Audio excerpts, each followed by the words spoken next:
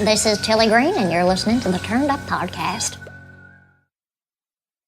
And I'll just start this. Are you there? Hey. I'm over here. I'm down here on the blue track.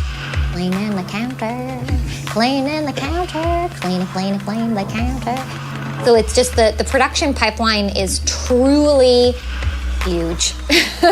Oh, this is something people might not know. Hey, I see you sitting there, munching on your cheeseburger at lunch, driving home from a hard day's work. Listen, we have an amazing episode for you this fine day, and we're so excited. So just a heads up, Robert and I traveled to LA for the iHeart Podcast Awards. We were nominated for Best Music Podcast among some true giants. First and foremost, congratulations to Bobby Bones of BobbyCast for taking home the win.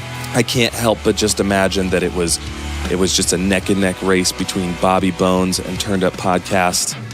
And maybe I'm the only one that thinks that, but it makes me happy. Anyway, this episode is with the lovely Mary Eve Harrington.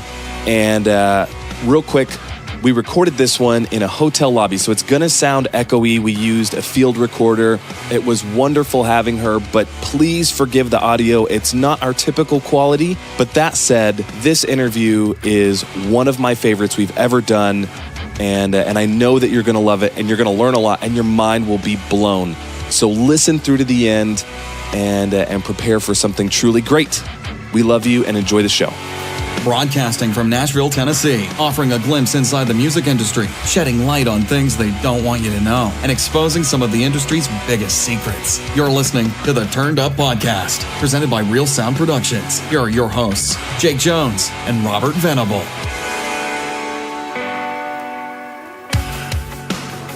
As promised, we are here in the epicenter of all things amazing, Hollywood, Los Angeles, USA. California. That is true. That's perfect Los Angeles accent. That's how they say it here, right? You know it. Who's wait, Jake, your voice just changed completely. Actually, that is Mary Eve Harrington, and you might not know that name yet, unless you listen to a lot of music in the Canadian jazz scene. We'll get to that in a minute. Yeah. However, if you've seen, a handful of shows, including... Oh my goodness. Doc McStuffins' Space Pirate Captain Hook. What? Really? Okay. I'll believe you. You need to check your Wikipedia page. Okay. We did. I don't know. Okay. Dog with a blog. Yes, that's Polly true. Pocket. Oh, my favorite is... I can confirm. Confirmed. Okay. Yeah. Some of these things go so far back that I'm like, I don't we know. went back. Okay, all right. And my favorite, and this is how we set up this interview, is the voice of Tilly in Big City Greens. Yes. And then when you were in first grade, you also did the voice. Just kidding. Grade 1. But that's voiceover stuff. Yeah. Grade 1, yeah, nice Canadian. Yeah. Going there. Yeah. How I Met Your Mother. Yes. A handful of episodes. I believe you were... Betty in Ted's architecture class. Yes, you were very... Yes. You were that student. Yeah, she was very invested in her teacher's love life. Good Luck Charlie on Disney, I believe. Yep, Disney Channel. Modern Family. Who hasn't heard of Modern Family? True. All confirmed. And like we said earlier, a jazz singer. What's the name of your project? Is it your name, or do you have a project? What, right now? Oh, I'm not singing as much publicly with my band at the moment just because, like, voiceover and acting stuff and writing has been really busy. But out here, back in Canada, my band was... I'm blanking, Mary Eve and her Midnight Blues. But now I oddly auditioned to be in, like, an existing band, and then they just named it after me. They just put you out front. They were like, it's the Mary Eve Harrington Band. And I was like, oh, okay.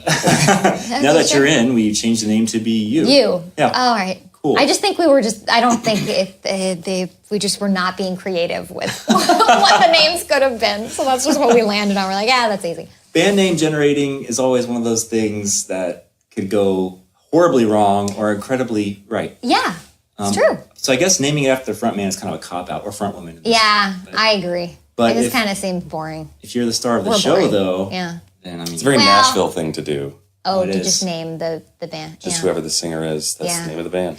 Well, I guess it's clear for branding purposes, I guess. I've never really put this much thought into it, but it just keeps it nice and clean and clear of like, oh, who is in that band? Oh, yeah, okay.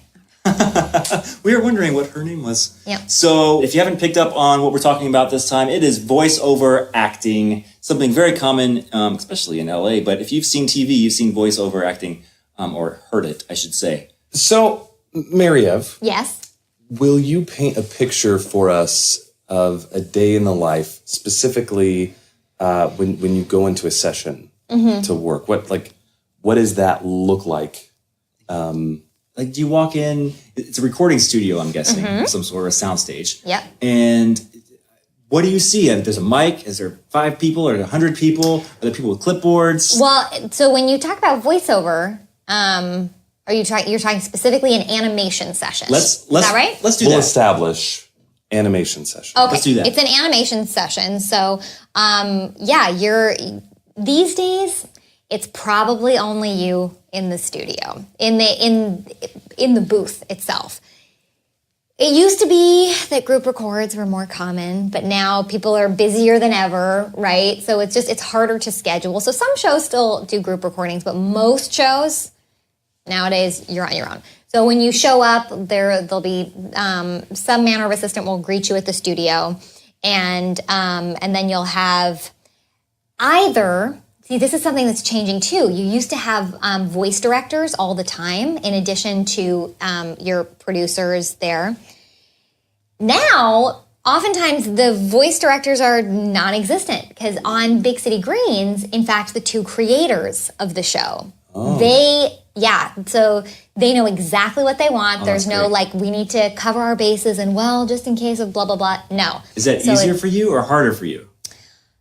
Because they know exactly they're taking away a little bit of your creative freedom there, or you would think. However, those, and I bet that sometimes, depending on who the creator is, that it could feel that way. But with Shane and Chris Houghton, who are the creators, and also Chris plays cricket on the show. That's awesome. They it's the complete opposite. I feel like they give you. At least I feel like for me, it's given me so much reign to just be weird, go for it, surprise us. And then it's if they had a really specific thing in mind, they'll say, okay, do it like this, and then absolutely, they have a vision for it. And the thing is, they're so funny. I feel like I learn so much from them every time that I'm in the studio that it's not oh, you're directing me into something I don't want to do. It's oh no, you're just helping me be funnier. Please go for it. That's but awesome. I feel like I have free reign where they're yeah, what do you want to do with this? That's cool. It's very cool. But anyway, to get back to your question. Yep. So you said, what can you expect? So yeah, you have your engineer there, of course. You have your voice director, or not. Your creators who will step into the voice director's place if they've chosen not to have one. And then probably a producer and somebody taking notes on which takes were taken, and that's it. So are they in a control room? Yeah. And then some glass? Yeah. How big is the booth that you're in? It totally depends. Some studios are really tiny, so it doesn't fit sort of that much more than just me, a music stand, and a small table. Where we're currently recording Big City Greens, it's a big room that could fit 8 people in it. And keep in mind, I'm talking about on a day-to-day basis now. I remember the first Tilly session, there were 10 people on the other side of the glass. Is that because they're feeling you out here? Well, yeah, not so much yes, I suppose to some degree, but it's, anytime something is new, everybody's figuring it out. All the executive producers are there. The heads, not just the casting director, head of casting is there. It's just, there's a lot of people making sure that, okay, as we started out. And then once we got rocking and rolling with it, it's nobody shows up to our recording sessions anymore. Because they're wow. We know what we're doing. She knows what she's doing. Let's do it. Because it's the tone of the show has been set. The workflow has been set. So it's easy peasy. Okay. Yes. So that just inspired a whole bunch more questions. But I want to clarify for people like Jake and I who have no idea, what's the difference between, you said the voice coach? Is it The voice director. Voice director and then the producer. What kind of, is it different instructions they're giving you or what? Yeah, okay, so they're in charge of different things. So typically, like a voice director will be there because obviously, there's panes of glass separating, me in a studio or all of the actors if it's a group record, and then all the producers, writers, whoever's on the other side of the glass. So oftentimes the voice director will be there as almost an interpreter, because not all producers are going to know how to speak to an actor, where they're going to say, like, I feel like that take is... it's a little orange. It's just... they're just, it's kind of like... It's too warm for us. Well, they're more likely to say... The voice director is actually more likely to say that. They'll sometimes not sugarcoat, but translate and make sure that the channels of communication or things are flowing openly. And that things aren't getting lost in translation, because you have some people who are more business, or this is like the end result that I want, but don't necessarily understand how to get that result out of the actor. So that's where voice directors, I love having a voice director, but in this particular case with Shane and Chris knowing what they want, and I just feel like they're very attuned to actors, so it's not weird. Do you often get to work with the creators when you're doing voiceover work, or is this kind of a special treat to actually have them? To have the creators there? No, usually the creators are there. Okay. Yeah. I guess sometimes if it's like a guest role, you might not. But I'm trying to think, like Sophia the First. Yes, creator was there. What else? Like Doc McStuffins in the earlier seasons, then she started having other responsibilities, was there. So those two shows particularly are my children's favorite shows. that okay. Yeah. Sophia the First. It was on so yesterday. Sweet. Yeah. That's funny. Okay, so you go in there, it's day one. Or maybe it's before day one in the studio. I'm guessing you have some sort of script. Yes, we were sent the script in advance. So do they call you up and say, okay, Mariev, one time we were at dinner and you did this Southern voice, which I thought was kind of sweet. Could you make it sound younger? Like, how do they? Okay. So how do they translate that to you, or is that your choice? Okay, so the lead up. So I'm giving you kind of like what happened on day one of Big City Greens, just because that's what you brought, right? So we'll rewind some more, right? Yeah. So we need to rewind actually like a year and a half. No way. To when I first auditioned for it, because I'm talking about that was the first recording session of Big City Greens of like the series. Okay. Was in October of 2016. Okay, so I booked that pilot in April of 2015. Wow. So that was the amount of time. So that was the amount of time that it took them to make the pilot, little 11-minute episode, animate that, test it, make adjustments, and then for Disney Channel to say, yes, we are making this show. And then I found out in June of 2016, so over a year after doing the pilot, that, hey, you have a series that's going to be starting in a couple months. That's cool. So, but the initial audition, I did from home. Like I literally just got an email from my agent with, this is an audition for you to do. I have a little Harry Potter closet, Harry Potter style closet under the stairs. That Perfect. It's actually not a closet. People think, oh, it was just there in our loft. We built it. It is actually a little studio, a little booth. I print off the audition sides. I prepare them. I make some decisions about what I want to do. Record, edit, send it, had a callback, and then that's it. So what did you see that made you create that voice? Were there words on a paper? Yeah. What's really helpful is pictures, because you can learn so much about a character based on what they look like. Do they have big buck teeth? That's going to affect how they sound. Yeah.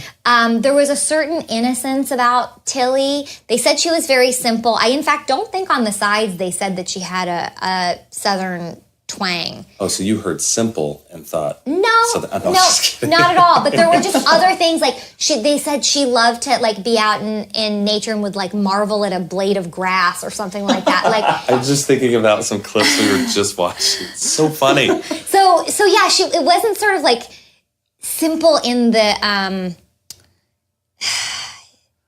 I'm very in simple. a dumb way. It was sort of understand. like she delighted in simple pleasures. Sure. And she could appreciate the like little things around her. So there was just, I think I looked at the image of her, and honestly, the audition sides were some of the best audition sides I've ever seen. And I'm not just saying that because I got the job. Legitimately, they were so funny, like each individual line, because you had like 7 lines or something to show who this character was. And there's a line where she's really excited, and there's a line where she's really sad, and because you want to show, right? The casting people want to know that you have range. Sure. So, yeah, but this was a very different audition than usual for me. Because normally they'll say, oh, the character is Polly Pocket, perky, she's like the leader, she's all these things, and they'll have descriptors, and I've always been really like, I like to do my homework. I'm pretty type A of like, okay, all right, okay, sure, yeah. And with Tilly, she had some of these descriptors, but I kind of threw the rule book out, because I've always, in animation they say, you want to hit, if your character lives in a box, you want to hit every single corner of that box, right? You want to show the extremes of character. And I just felt like with Tilly, her being really excited and her being not that excited and her being like sad and happy kind of sounded very similar. Like Tilly lives in a very, she can be very excited about something. And then she can be very, really sad about something. And like, it kind of sounds like it feels the same. So I threw the rule book out a little bit with that audition, where I was like, no, I'm not going to do what I usually do and what I feel like is the quote unquote right way to do it. Yeah. So I think it was the picture that really did a lot. The concept art. She had a little slump, big wide eyes. That's very the big circle eyes. Yeah. So do you feel, just personally, feel like your voice affects the animators and the writers at this point, that they'll kind of tailor her to you? So there are times I've seen animations or cartoons, whatever you care to call them, that I feel like I can tell who's doing that voice based off of the mannerisms of that character almost. Yeah. I mean, that's the thing, is that as the show, when you're really starting out, like everybody's feeling each other out. And I now will be able to say that, on my next big series, or even if I'm just guessing on something that's newer, is it's like, I think as the actor, we think, oh my God, they know what they're doing and they know what they want. And I don't know, I hope that I can just like service whatever they want. It's like, nobody knows what it's going to be yet. We're kind of making this all together. So it's like, take some of the process off, the just pressure. And it's like, you're going to get through this process together.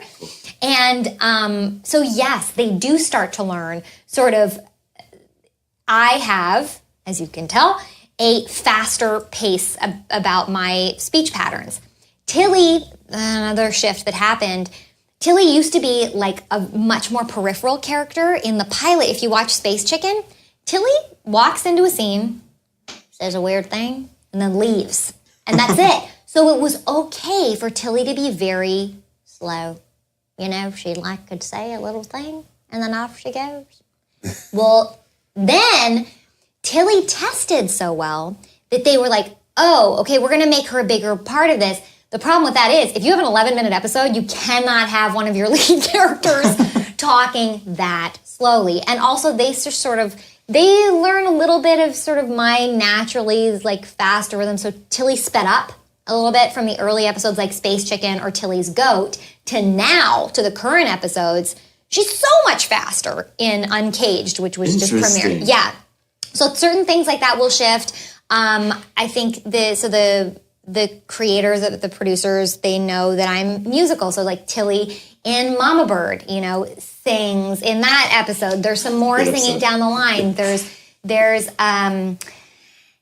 like ditties, like the fact I am constantly inventing little songs, and like Tilly, as you've seen, is like starts to do more of that. So we all kind of feel out our strengths, Cool. And yeah. How hard is it for you to maintain? Obviously, you're you're still currently, as of recently, very, very recently, recording new episodes of Big City Greens. Oh yeah, every week. So, but when something starts out and you develop a Tilly voice or whatever the show may be and whatever the character may be, Yes. how hard is it for you to get back into that or to find it? Or do you listen to voice memos, or do you find yourself falling out of the voice and like, oh, wait, I have to get back to get a little more lisp in that? Or, Sure. Some characters, yeah, if you haven't sort of solidified it for yourself, then yes, it'll take a second of, okay, yeah, I have to listen, I have to get a reference. But Tilly is one that I can pop in and out of without, I mean, now I've been doing her for a while, but even at the time, I have to tell you, that was a weird sort of thing with that voice, because it wasn't like I had developed this voice and I like couldn't wait to sell it. Yeah. You know, it wasn't like, oh, I've had this cool voice, I can't wait to see what auditions come through the pike that I can smack it on. No. Just gonna pop that. This sound had never come out of my body until that audition, and I was like, who is that? what possessed me? It literally felt like that. It did, and honestly, I'm someone who overthinks everything, and normally I'll do a bazillion takes on my auditions, but I think I did like 1 or 2 takes of Tilly, and I was like, nope, that's it. So you said a second ago that it wasn't like I had a voice that I prepared right to sell. Do you have a voice right now that you have prepared? Like, I have this really cool voice I haven't used on anything. I just want people to hear it. Oh, yeah, I'm trying pretty hard at the moment to, I really, these days, want to be a grandma. That's like, as you know, Can I with hear it? Instagramming. Well, my muse for the last few years has been my 97-year-old great aunt. Okay, so this is based off of a... Yeah, and she has a very particular speech pattern, very strange voice, and so like she totally inspires me and she's just an interesting person who lives a really interesting life, and I want to get cast with her voice. I just want to know if she is as into doobies as Instagrammy is. I don't know. Or In and I've Out. asked her Or that. In and Out. Well, In and Out, the line from that episode, from the In and Out episode, my doctor says I need to eat a lot of beef, is verbatim what Aunt Isabel said to me last February when I went to visit her. This is the conversation. This is ripped from the headlines. By the way, we are talking about Yes. Mariev's web series Yes. called Instagrammy. Yes, That's 2 M's and I and an E at the very end there. correct. How would you describe it? Which is hilarious. So Instagrammy is me exploring this fascination that I have with being an old lady right now. It probably has no commercial value, and it's the first time in my life that I don't care. I'm just making something because I want to explore it, and I'm curious about it, and we'll see what happens. Everything that Jake and I have done that's been just to see what happens has somehow taken a mind of its own and done well. And I think that's because somehow, like on some, not to be all woo-woo in LA here, but like people can sense when there's just passion, right? And it's like, I have no idea what will come of Instagrammy, if anything at all. But I'm doing it right now because it's fun, and that's it. So what Instagrammy is it's an Instagram show that comes out every Tuesday morning at 9 a.m. It's a story of 2 roommates, plot twist. One of the roommates is the other roommate's grandmother. Plot twist, I play both roles. Ooh. So 1 minute, one actress, and they're just these little snapshots of kind of this like super kick-ass granny and her sort of put upon granddaughter. Please do the voice. Oh, well, I didn't know I was going to have to show up at this interview. I'm very expensive. Did you tell them what my rate was? No, Grammy, it's not that kind of thing. Oh, well, then I'm leaving. I'll be at the lobby. Is there a bar? Whoa, come back. So yeah, in terms of like preparing like a voice that like I want to quote unquote sell, although like on Big City Greens, if you hear like incidental characters as like the season goes on, and in fact you heard it, I think for the first time in Uncaged, Shane and Chris have been very sweet to be like, all right, throw in this crowd, you can throw Instagrammy in there. So she's like her I'm going own, to be she's her listening own for this. person. Yeah, in crowd scenes you'll be like, oh, yeah, that Instagrammy's in there. So are you ever allowed to, do they do the animation first and then your voice, or do they draw the animation to what you say? So that's a great question. And in fact, as I was listening to your podcast earlier, when you said kind of exposing secrets, that is probably, I think, it's not a secret, but I think it's a general misconception from like the average Joe walking down the street, is that you do the voices to the drawing. And that's just not the way it's done in original animation. So they are animating, in fact, off of my performance entirely. And what's interesting about that is, so Big City Greens, I think, is in like 26 countries around the world. Whoa. And so it's So you're saying animated you know to a lot of languages. Yeah, I do. I Uganda? do. My Dutch, my sweet, yes, my Afrikaans. That's great. So, in fact, those actors are then matching my performance, even though my performance is no longer there, but because it has been drawn and animated off of my performance. The exception to that is if you're doing anime, dubbing, something that's originated in another country. Which you've done a lot of. I used to do a lot of it. Yeah. Less these days, but yeah, so that is a completely different skill set. They are so wildly different from one another, because if with original animation, something like a Big City Greens or Doc McStuffins or whatever, kind of the world is your oyster. It's like you just can be in the moment and go wild. With dubbing, you have to, first of all, what they'll do, the directors, you play like the line that you're going to do, you watch it in the original Japanese, usually. Although you perhaps might be dubbing a show from elsewhere, but anime tends to be from Japan. Yeah, you watch like the line, you hear the line, you get 3 beeps, and you got to go, and you have to match the original performance, but then also and match the lip flaps, which is obviously like acting with handcuffs on, but you have to be super free and totally own the character and bring what you want to bring and how you envision the character. So that's really challenging. Sounds a lot like ADR. Right? Yeah, exactly. So having to go back in the studio. We've done episodes on that before. Yes. Going back and re-recording a line that you already said in a live action. Yeah, so that's, it's much harder. And here's another secret that a lot of people might not know. It pays about 1/10 of what original animation pays. Really? Yeah. Do people kind of get in through that avenue? Is that like a segment? Anime, yeah, sometimes. Like I want to be a voice actor or actress, so I'll start with anime in hopes to... Yeah, I think that's probably safe to say. The thing with voiceover careers, and quite frankly, any artistic career, whether you're talking about actors, writers, producers, there is no path, right? So one person's way in is going to be so different from the next. But yes, I think a lot of people will start with that, but they're really different skill sets. And some people don't break out of it because they happen to be really good mimics or fitting in the thing into the mold of what the performance they're matching, right? Their overdubbing is, but they might not feel as comfortable taking the big creative swings when it's like, hey, go for it. You create something out of nowhere. Not out of nowhere. But yeah. And you're obviously killing the big swings. Well, I mean, that's Yes, sure. yes, you no, are. I love the ability to be just wildly creative, and sometimes it's really fun when you have great, really well-written scripts, people who give you a lot of room to bring your own interpretation to things, and then sometimes you'll end up surprising yourself in the booth of like, I had no idea that was going to come out that way. So do you improvise a lot, a little? Right. Ever? It completely depends on the show and the scene. Like certain scenes, anytime you have a walla scene, so a crowd scene, because I don't just play Tilly on Big City Greens. In every episode, I probably play at least 3 characters.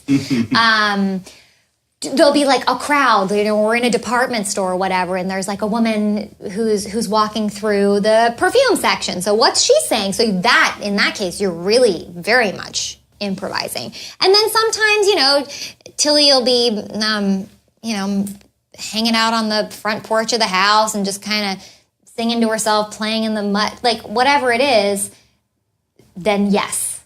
But generally the lines are not So this is in parentheses, Tilly singing in the mud. Yeah. And you have to go Yeah, yeah, yeah. Whatever, In that's my fact, best I want silly to say, impression, I thank you. think, what was it? Like the Coffee Quest?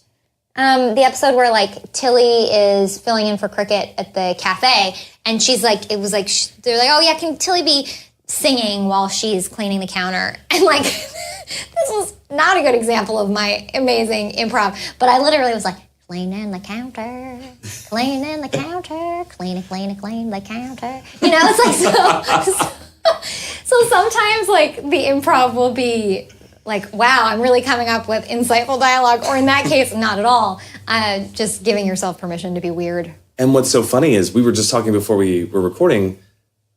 For me, it's those little moments like that, the scenes, the random lady looking at the perfume. Yeah. That takes any show from, oh, this is a good show that's a lot like other shows, Sure. to this is hilarious. No, I mean, It's listen. those things that set it apart, you know? I completely agree, and not to be like a total fangirl of the current show I'm on, because I feel like that might be It's okay slightly to be annoying that. for other people. But listen, I think some people, I love my job, so whatever. I'm not going to hide that. I feel like they're not missing any opportunities on that show for a joke. So oftentimes it's like, because I know these scripts, right? I recorded them. But we'll watch them and it's like, oh my God, there's like a poster in the back of a scene, or the way they designed a character that it's like, that is absolutely the funniest version of that. Or a music cue, or they just are missing no opportunities to make a joke, to make you laugh. I completely agree. Okay. Total off the path question. Mm-hmm. So we don't have to talk numbers. In fact, we won't talk numbers. Okay. But how often do you get paid? Like for a voice actor.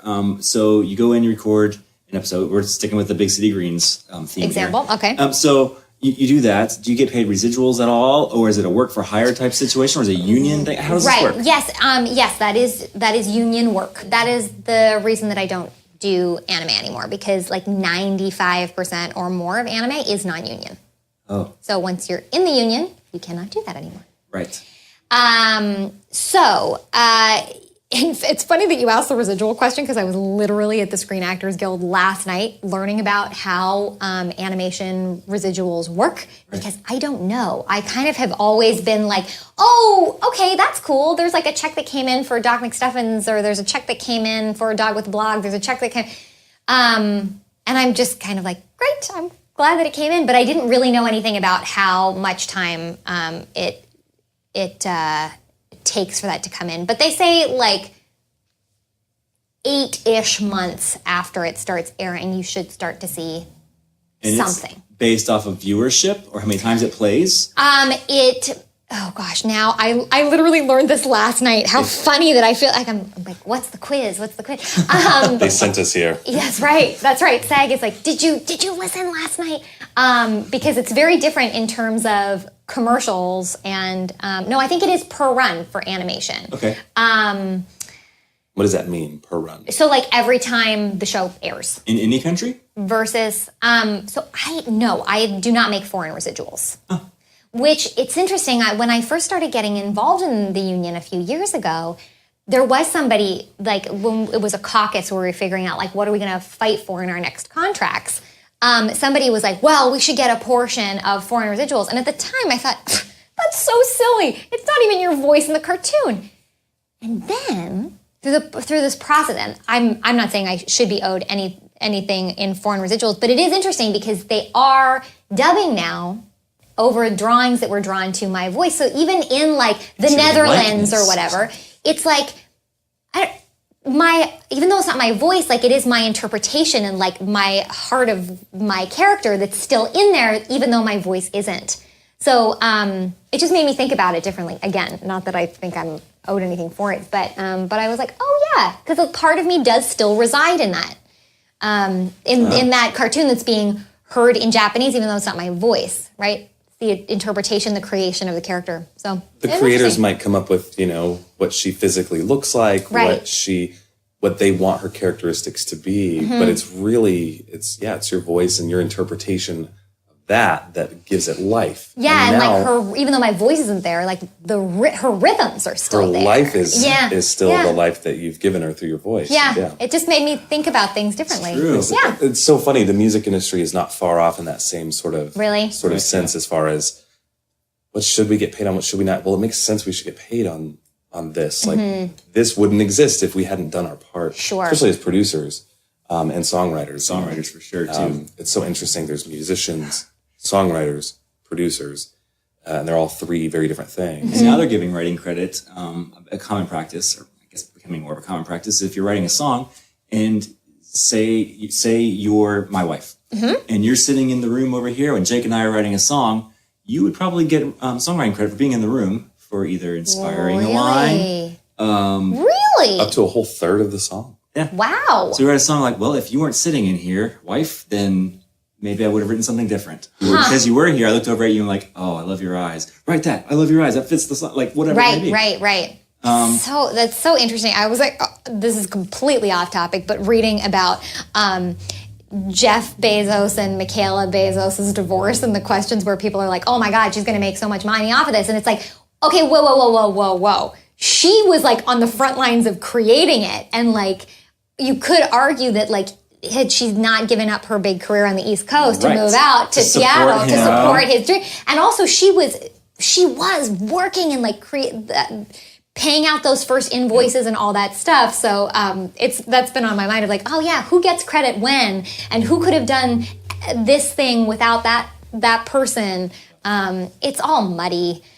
And listen, even union contracts are not perfect. It's just we're all trying to make sense of and of like who's entitled to what creatively, but Well, artistic media in general has become devalued with the digital age and how easy it is to come by. And I really do appreciate just the industry as a whole, the different arms and legs and fingers and toes of the industry trying to figure out how do we make this fair, because it's all different now. Yeah. It used to be very controlled. You could control the media and you could control how much went out and how much came in, and that allowed the entertainment industry to also control the price, the market.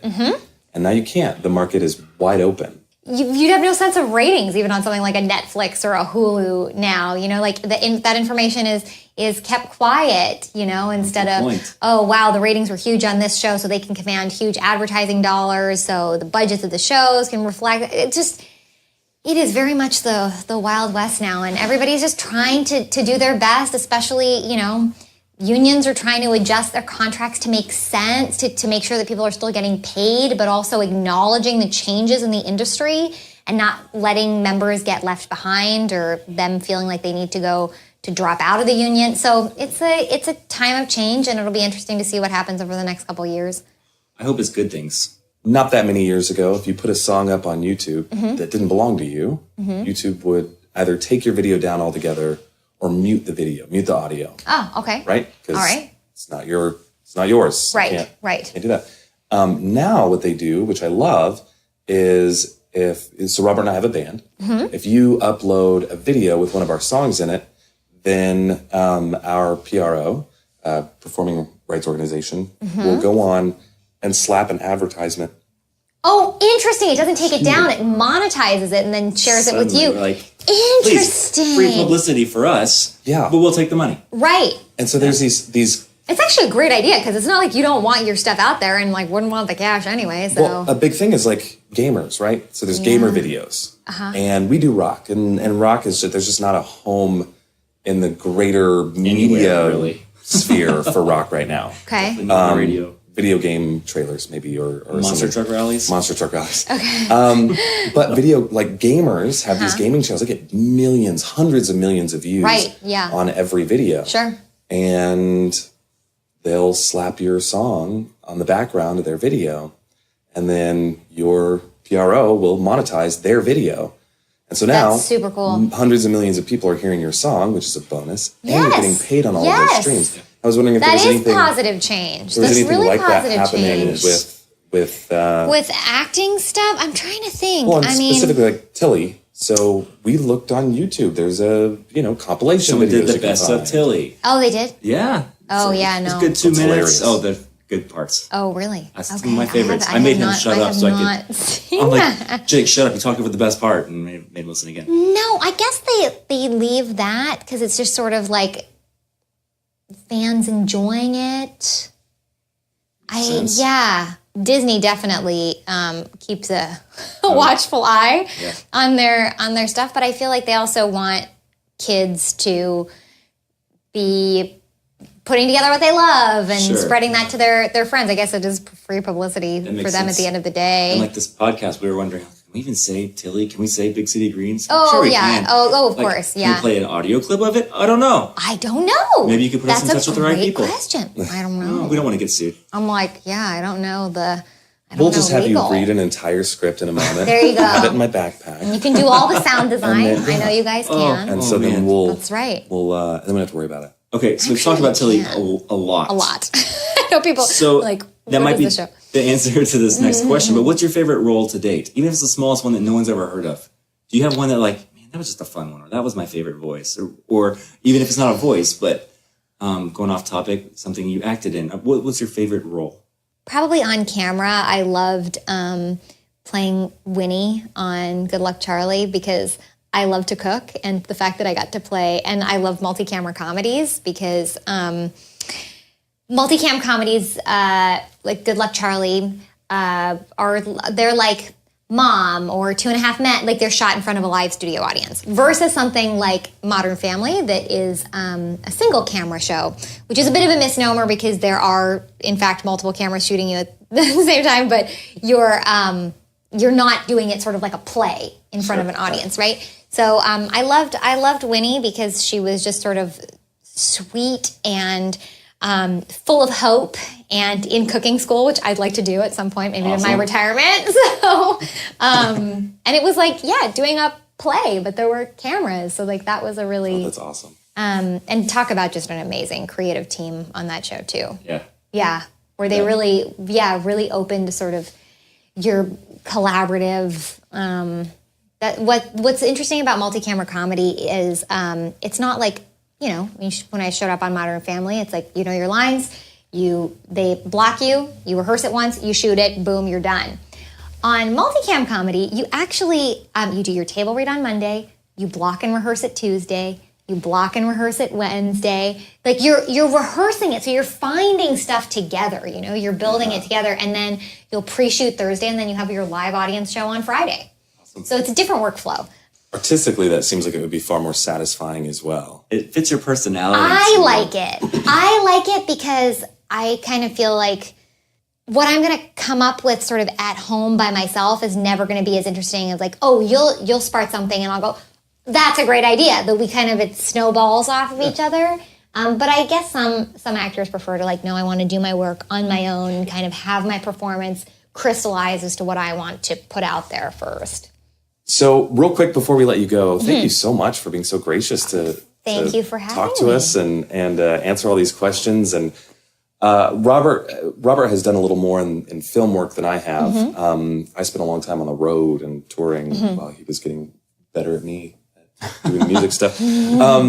But real quick, so Instagram-y. Yes. We spent some time watching some of these, and they're so funny. And what I love about it is like, there's something about that limitation of 1 minute to fit a story, a narrative into 1 minute that actually makes it funnier. And on a platform that's so new, like the Instagram shows, is that even what it's technically called? Instagram? Yeah, I mean, we're calling it an Instagram show, an Instagram series, but yeah, it's a brand new venture. I don't know how many people are doing it at this point. Not a lot. But the way it came about was, so I previously created and produced 9 episodes of another web series called Pleasant Events. This was a couple years back. And we really left sort of no stone unturned. We had a big crew. We spent a lot of money on it. My partner on that show, Beth Curry, who plays this basically completely delusional wedding planner from the 80s and 90s. It's a very wacky show. So we spent all this money, made all these episodes we were really proud of, put them up on YouTube. They're like 3 to 5 minute episodes. And nobody saw them. Like, it just didn't get seen. Now, there were a lot of other great things that happened because of that. We ended up pitching it to a couple studios, and like we sold it for development for a reality show. So listen, there were some great things that came of it, but for the most part, like nobody saw these episodes. So when oh yeah, they're all up on YouTube. If you go to YouTube, and then I think it's like /Pleasant Events or watch Pleasant Events. I should really know this. Anyway, you'll find it. Or just go to my website, maryevharrington.com, and you'll see it on the writing page. Mary F. Harrington? Mary Ev Harrington. Mary F. Her name. Yeah. You know, Mary F. Yeah, I'm trying that one more time. It's okay. So You're tired. So tired, I know. MaryEvHarrington.com. Yeah. So, so Pleasant Events, amazing experience. Learned so much. When that was, well, it actually still hasn't come to an end. We're currently trying to sell the TV, the full half-hour pilot of that show. But when I felt like, oh, okay, it was time to create something new, just produce a new project. My husband Jeff and I were like, I was so creatively inspired by my 97-year-old great aunt. We said, well, why don't you play both roles? I was like, great idea. So we start this idea. Oh yeah, we'll make another web series, put it on YouTube. Then we thought nobody saw Pleasant Events, and like that was like such a travesty in our eyes. So we said, okay, where are we hanging out these days? We're spending way too much time on Instagram. So is everybody. Yeah. So we're like, why don't we meet people where they're already hanging out? Because we have like the sense of people who are our age are like, if you want narrative content, you're not going to YouTube. You're going to Netflix, to Hulu, because why would you go to YouTube for that? If you want to figure out how to like some software trick that you can't figure out, you'll go to YouTube, right? If you have a question you want answered, like then you'll go to YouTube, but less for narrative content. So we actually shot a little test episode. It was like 3 minutes long. We said, could we do this in 1 minute? And that's when the name, like Instagrammy, we thought like perfect. And wouldn't it be an interesting writing challenge to tell a complete story with a beginning, middle, and end conflict in 1 minute? Yes. And so it like took a couple of months for us to sort of figure it out. But yeah, ever since October 2nd, we have released an episode every single Tuesday, including Christmas and New Year's, and every week. You're doing better than us. And we took those holidays off. We were planning on it, and then we were in Montreal, and my sister is about the same size as me, so it seemed like the perfect occasion to rope in a free body double. Oh, that's great. So yeah. Good blocking. Yeah. So that's the story with Instagrammy. Is it's just kind of like this exploration of this quirky character that I will never get to play because I'm not 85 years old. But there's something very freeing about that. Yes. There's something very freeing about being able to play something that traditional Hollywood would never cast you in, right? Having full creative control over it. And just having something consistent like that is really empowering, and it's cool because sometimes I forget that people are actually watching it. So I'll see friends who I haven't seen in a while, and they're like, "Oh my God, the last Instagrammy!" I'm like, "Oh my gosh, you're watching it!" That's exactly how we are with this podcast. Yes. People find us on the street and like, "You guys sound just like you do on the thing." Like, you listen to us? Oh my gosh, it's so exciting because that's, I think, to bring it like full circle to what we were saying earlier of like, we're just doing it because we love it. Right? And the rest of it is just gravy. And so. That's good. Yeah. So check it out if you haven't seen it yet. Wait, and where do we find it? Oh, so yeah, Instagram.com and then /Red Harrington. So HE1R, because that's my last name. REDHERINGTON. Red Harrington. Yeah. We'll put links in the show notes too. So earlier you were talking about lead times being a year. But for those of us, not me, because I definitely know what that means. I know all about. I know the lead times. You're lying. I just called you bro. I never called you bro. No, you call me my man. My man. Okay, so you said lead times take a year for the animation. Right, at least. What? So that's you talk in those terms, but I don't brain good.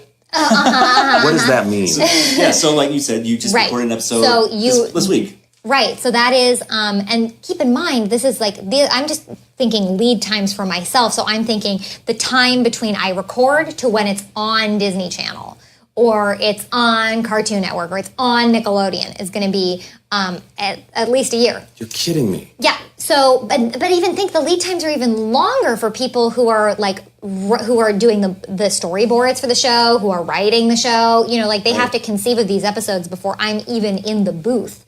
So it's just the production pipeline is truly huge. And why is it so backed up, or do you know? I mean, it's not that it's backed up. It's just that animation takes a lot of time, even if it's computer generated. In the case of Big City Greens, this is something people might not know. Uh-oh. It's entirely hand drawn. I had no idea. Old school. Wow. Yes. So literally, there are all the storyboards, and the animatic is done here in Burbank, California. But then all of that is sent to Korea. And there are an army of what I've heard are like older Korean men who just they draw this stuff like frame by frame. And in fact, I have on my wall at home a couple contact sheets from the Halloween special that one of the background painters on the show, Cassandra, who's very talented, she grabbed those sheets so that I could have a couple of them, but like hand drawn. Please hold on to those forever. That's why I framed them. They're on my wall. They're so cool. That is awesome. so is there anything are there ever world events that happen or change or take place that make something you said irrelevant, and you have to come back in and retract? Oh yeah, he's not our president anymore. We can't. I don't know what would happen. I think especially that's probably more of an issue. I would think like in adult animation when you've got like the BoJack Horseman, the Bob, like maybe or the Simpsons even, where it's like adults want things to be more sort of like things are funny when they're topical, right? Sure. It's like, oh, that's happening right now. But no.